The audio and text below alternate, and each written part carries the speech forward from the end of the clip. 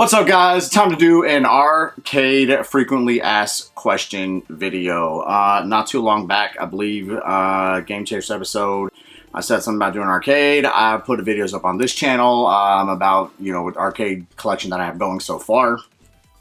And I've been getting a ton of questions about it. First of all, I want to say I really appreciate all the support. I know a lot of people are rooting for me on this. Thank you guys very much. Really appreciate y'all. So now I'm going to make this video, and basically when I'm asked about it, I can just say, hey, I made a whole video on it. I'm probably answered your question. Go watch that if I didn't come back and ask me. So a couple things first before we really get into it. This wasn't asked, but I'm gonna say this right now, say it up front before the comments, because I know there's gonna be idiots out there who are gonna say something. No money made from the Kickstarter for the movie. The Game Chasers movie was used on this at all, not a dime. Okay, if you're following along with that project, you know damn well it's been filmed, you know damn well the money was spent, and you know damn well the movie is in post-production. I do make my own money, y'all. You watching this video is going to make me money on this video. I kind of run a pretty successful, in my opinion, gaming convention. That's how I pay my bills. I'm just saying. So, if I'm being honest, I don't even want to deal with that. I don't want to deal with the negativity. So if I see any comments about money from the movie in here, I'm taking your comment down, and I'm just going to delete you off my channel to where you can't comment at all anymore, because really, if you want to come in and be an asshole like that, you don't want to be here and you don't support me or what we're trying to do anyway. So I don't need you in my life. Now that that's said, let's keep going. Aside from my own money, I do have some investors that have already given me checks. That money, if you're watching and following along, you know that money is being used for what I'm telling you it's being used for. I'm keeping in touch with all my investors, sending them pictures, showing them, keeping updates, all that other kind of stuff. Am I looking for more investors? Always. If you wanted to, for whatever reason, find me on Facebook, Jay Hunter over there. My profile pic is a picture of me and Pat next to a statue.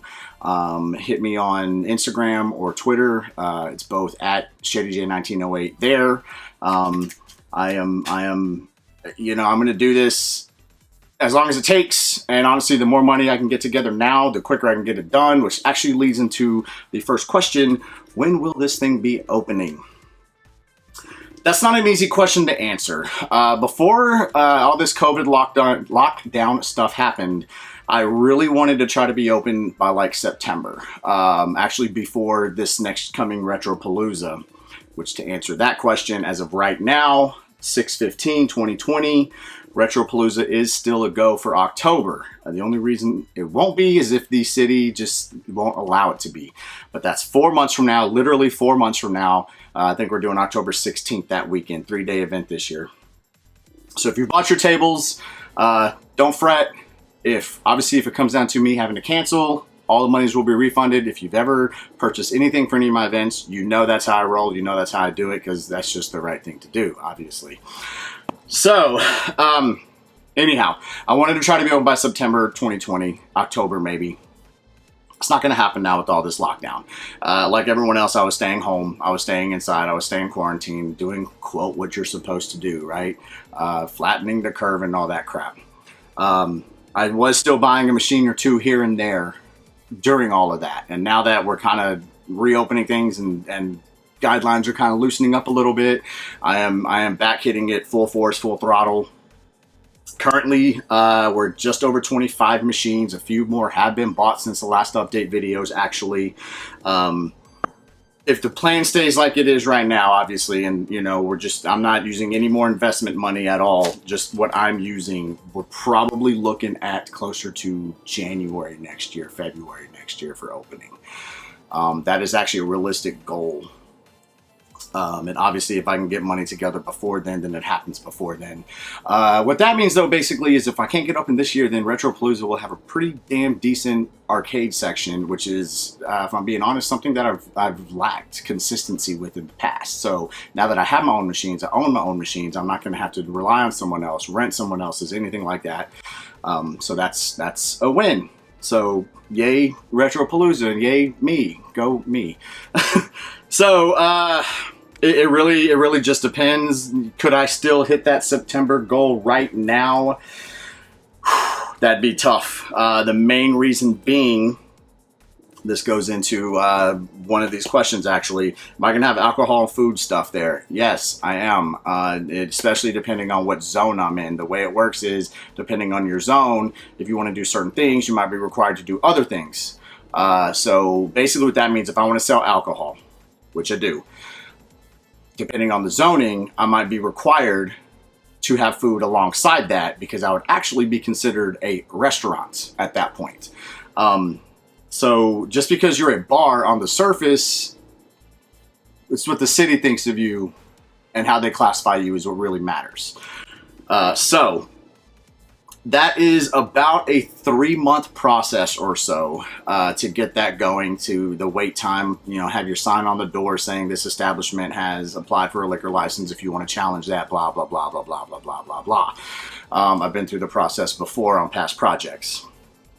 So even if I went and did that right now, tomorrow, I seriously doubt I could be open in September.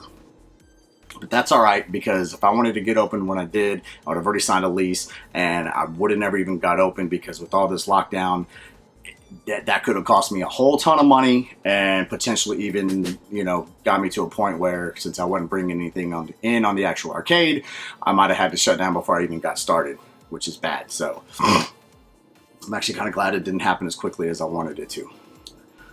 Which taught me something. Don't rush. Anything worth doing is worth doing right. So don't rush it, and that's what I'm not going to do. I'm not going to rush it. So I'm hoping January, February next year. It is possible. October, November even. It's possible. We'll see. So I got a long thing of questions here. So yes, I do want to do alcohol and food. Even if I wasn't required to do food, I'd probably do it anyways. If you're serving alcohol, it's always a good idea to have something to soak that up if people get a little bit too much. So where will it open? That seems to be a huge question. It'll be here in Texas, in the Dallas-Fort Worth area, because that's where I live. And this answers this question too. This is not a Game Chasers project. This is a me project. Billy is 100% supportive with what I'm wanting to do. So is Melvor, Chris. Everyone is 100% behind me, but this has nothing to do with YouTube. It has nothing to do with Game Chasers. So no, I'm not going to name it Game Chasers Arcade. No, I'm not going to carry Game Chasers merchandise. None of that stuff. Will I have merch for the actual arcade itself? Of course, shirts, glasses, that kind of stuff. Which that actually answers those questions.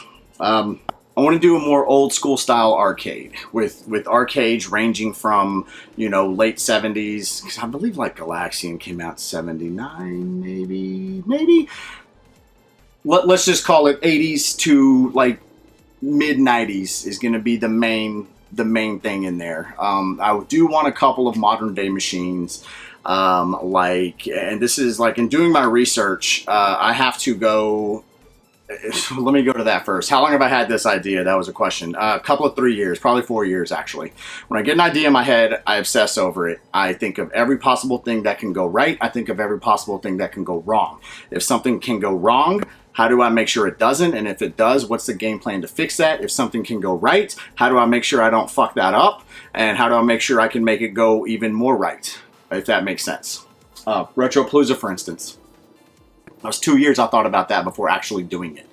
2 years I thought of RETROPALOOZA before actually doing it. Now I'm going on year 8. I don't know why I looked at the microwave clock over there, but so if anything worth doing is worth doing right is my point with that, and I think I already said that. I want to do old school arcades for the most part. A couple of new ones. I do not want arcade one-ups. They're great for in your home. They're great for modding. They're great for making machines out of. They're great for all that kind of stuff. They will not last in a setting like this. These machines are what, $200, $300, $400 a piece at times. I'm buying machines for that. I'm buying legit arcade machines for that money, and it's going to last 100 times as long. It already has. Those arcade one-ups are not meant for a setting like this with this many people playing on them and tearing them up basically.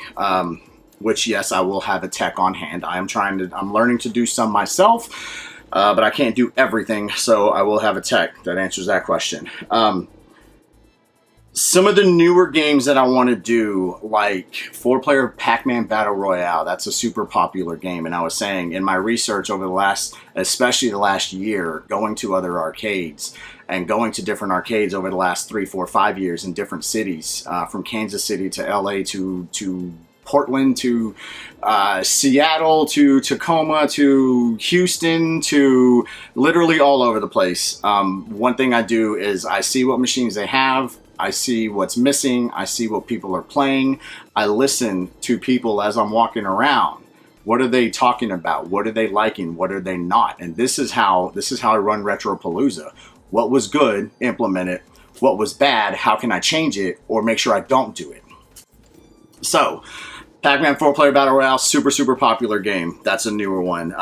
Killer Queen. That's becoming a really popular tournament game, actually. So I'd like to have one of those too. I do not want prize machines. I do not want claw machines. That is not what we're doing. That is not the type of arcade I'm running. I'm not running a Dave & Buster's or a Round One or whatever else might be out there with the ticket games and all that kind of stuff. Those have lasted right now because arcades have switched over to that from the old school arcades to this, and people dump money into those machines. But with a barcade with alcohol, that's where your money is, which goes to some sort of kind of price questioning here. I'll do a cover charge, and everything will be on free play. So you don't got to get change. You don't need quarters. You don't need to come in with a roll or ask us for change or whatever. Pay at the door. Come in, play everything you want, everything's on free play, which is another reason why I don't want claw machines and prize redemption machines, because then I'm losing money. I'm losing money on the prizes and whatnot. And I don't want to stock the inventory, if I'm being honest. I'm going to have to worry about a whole lot of other things, from soda pops to alcohols to foods to merch to all kinds of other crap. I don't want to deal with storing stuffed animals and stuff. And that's not the kind of arcade that I want to open. Arcades like this is the standard. Look, I'm not reinventing the wheel here with this arcade. I'm not the first one in DFW, and I won't be the last one in DFW. There are other arcades here, but there's 7 million people in my area. I can be successful doing it because again, there's plenty of money to go around here. Our oldest arcade here, I think, is Tornado Terry's out in Keller, which is been around for 35 years or something. So, and they do this too. They charge a cover, everything's on free play. That's just the way these kinds of places work these days. Your money is in the alcohol. That's going to be that. What's the price going to be? Better than the competition. I will say that much. And I'm not going to get into a whole bunch of pricing and whatnot like that. And, someone asked, well, how are you going to stand out? Okay, here's how I'm going to stand out. One, I'm going to have a selection inside the selection, if that makes sense. So obviously every arcade needs fighters. Every arcade needs platformers. Every arcade needs light gun games, all that kind of stuff. But the difference is, while the arcade you go to might have a Street Fighter 2, a Tekken Tag, and maybe a Mortal Kombat 2, well, I'm also going to try to have a Killer Instinct, a Virtua Fighter, a Soul Calibur, a Martial Champions, and yes, I want odd, obscure stuff no one's heard of. So if you do play it, you're like, oh wow, I didn't know about this game. It's actually pretty neat. And that's what I mean by a selection inside a selection. So fighting games, duh. I want to have 6. I want to have a row. Light gun games, I break that down into 2 different categories. You got your mounted light gun games like Revolution X, the Aerosmith game, Beast Busters, since I own that one. Operation Thunderbolt or Operation Wolf, okay? And then you've got your more traditional light gun games like Area 51, House of the Dead, Carnival, things like that. So mounted light gun games, I'd like a row, 6, 7, 8. Obviously, if I have the space. Traditional light gun games, again, another row, 4, 6, 8. Whatever I got the room for. Also, there's certain machines that are super popular in arcades, and there's always somebody on them. So, well, why not have multiple of those in your arcade, which is what I want to do. Miss Pac-Man, perfect example. There's always someone on Miss Pac-Man. There's always someone on Galaga. So that's what's going to separate me from everybody else. Another thing that's going to separate me from everybody else are prices on food, selection on food, prices and selection on drinks. And again, I'm not going to get into that because if they're listening, I'm not going to give away my game plan right now. And I'm not doing it to try to undercut anybody. I'm not doing it to try to run anybody out of business. There's, like I said, there's plenty of meat on the bone, plenty of money to go around in this world, in the arcade world, if I'm being honest. But I have two sayings when I operate business. One, I can't stand the mentality of charge what you can because you can. So what that means is, you know, I've had people try to tell me, well, you should charge $25 to get in. Why? Why would I do that when everyone else, the average is about 15? Why would I do that? So I want to be better than the average, because if I charge, yeah, but people will pay it. I understand. But you know how many people won't? You know how many people will go somewhere else because that's cheaper, because that extra $10 is 2 drinks or 3 drinks? This is what I'm saying. I hate don't charge what you can because you can. I hate that mentality. My other rule of thumb with business, if you give your customers a product they want at a price they can afford, you're going to be successful.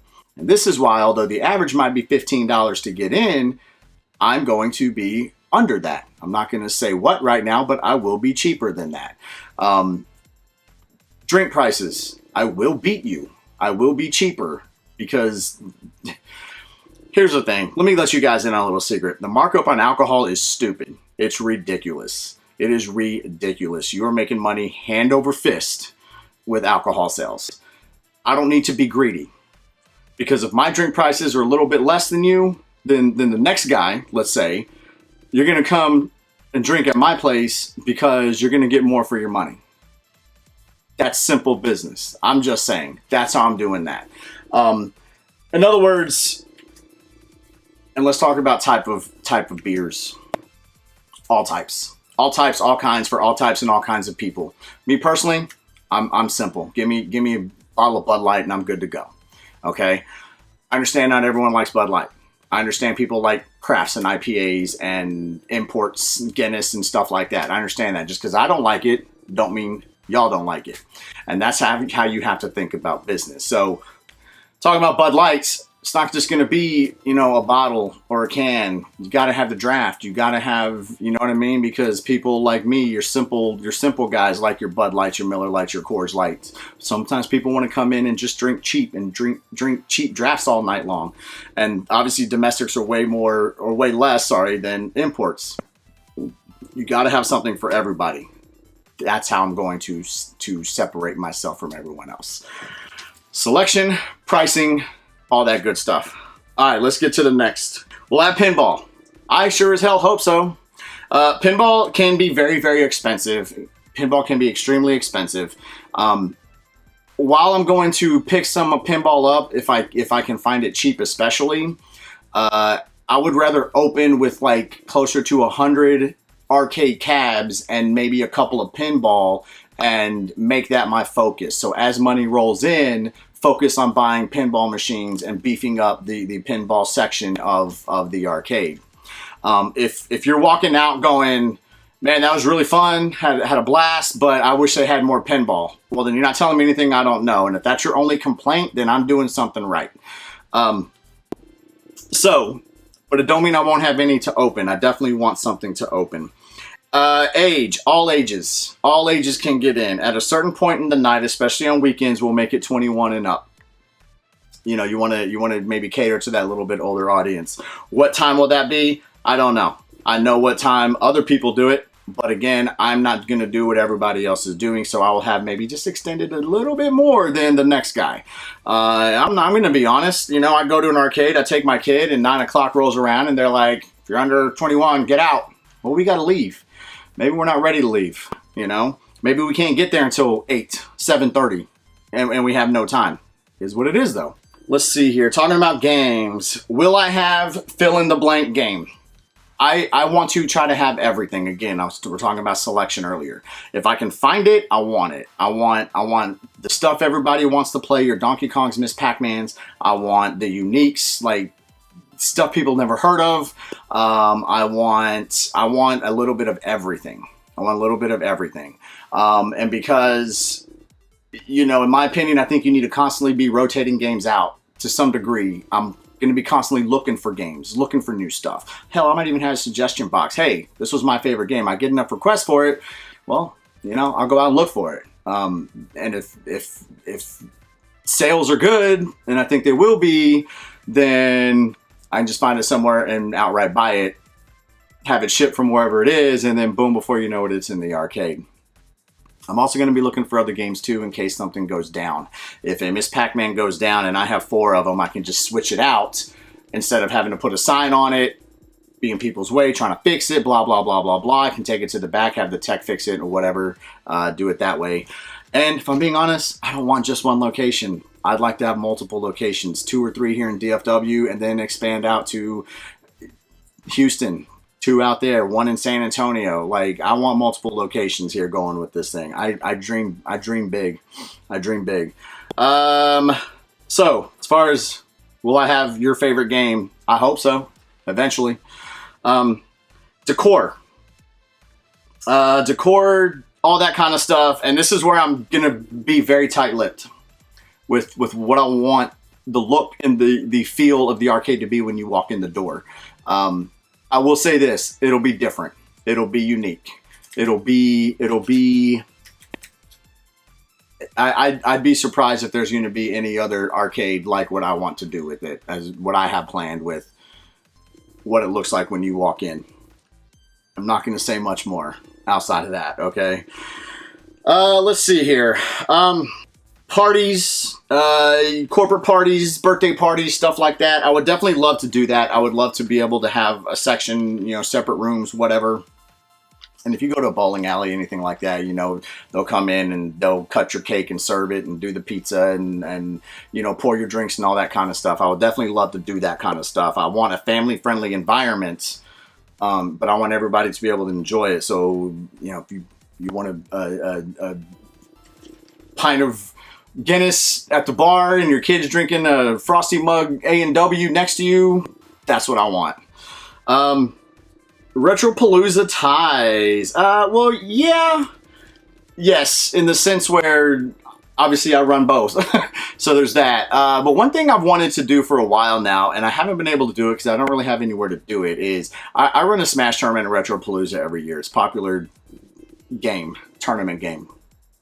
And what I'd like to do, what I wanted to do is do qualifiers throughout the year and do something like, oh, hey, we got, you know, this like once every 3 months or something. We got this big tourney.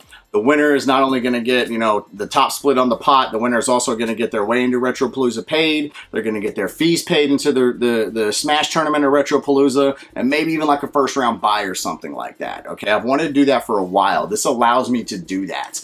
And outside of that, I'm probably not going to have any console games.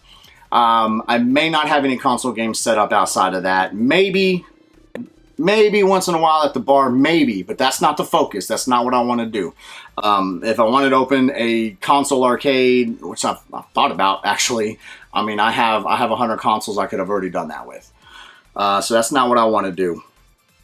Other tournaments, yes, I'll have pinball night. I will have fight night tournaments. I will have, you know, whatever, random game high score tournaments, high scores and stuff like that. Again, this is how I'm going to stand out.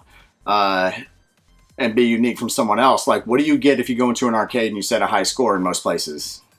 Nothing. Nothing. I'm going to reward you for that. You know, trust me, I go in, I set scores on certain games, I'm like, yay me, and then I just scurry off and go to the next game. You know, I get nothing for it. So, again, this is all things I'm going to do to stand out and be unique. Let's see here. Answered that one, answered that one. We're getting to a close here on this, I promise y'all. Name. And where exactly in DFW? Well, I don't have that building yet, so I can't tell you. I can tell you DFW, and I'm going to strategically place it to where nothing else is close. I'm not trying to step on anyone else's toes, be in their territory, if you will. It's going to come down to a bunch of different things because I want to serve food, I want to serve alcohol. It'd be ideal for me to find something that's bar ready, kitchen ready. That stuff costs a ton of money to put in from scratch, to put in from nothing. So it just depends. And that's something I was doing before this COVID lockdown, is I was spending a lot of time looking. I was already working with a realtor, and he was showing me buildings and whatnot like that. I had a couple of real true potentials lined up, and this is actually the good thing with all of this. Right now, this has affected everybody, this COVID lockdown. So people are definitely willing to cut deals, free rent, discounted rents, all kinds of other stuff. So if I can take advantage of that now, I can and I will. I don't have a name yet, and I have some ideas. Again, not throwing them out there. Can't put everything out there.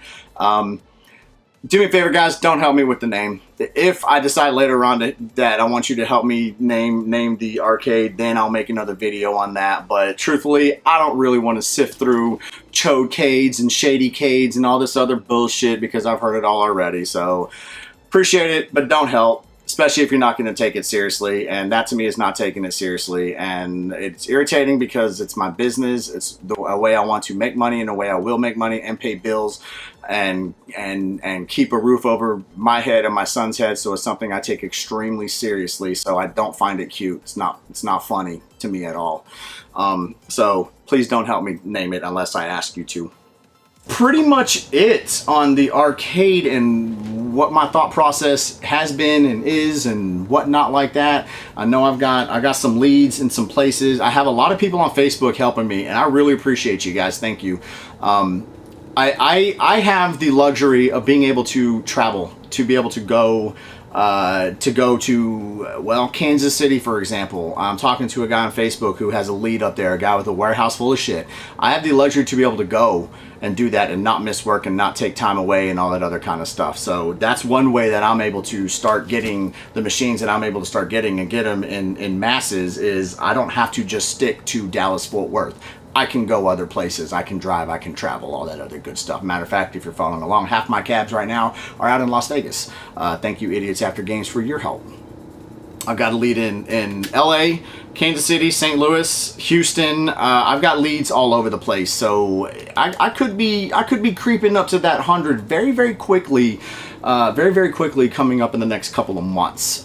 Which, you know, talking with some people who I've talked to about, you know, loans and investing and stuff like that, that's one of the concerns is like, how are you going to get all these machines? How long is it going to take you? And I'm like, well, I mean, if I sign a lease and I start getting my paperwork going and whatnot, and I'm 50 machines down, guess what? I'm finding 50 machines in 3 months, guaranteed, because I have the luxury to be able to go somewhere else to pick these machines up.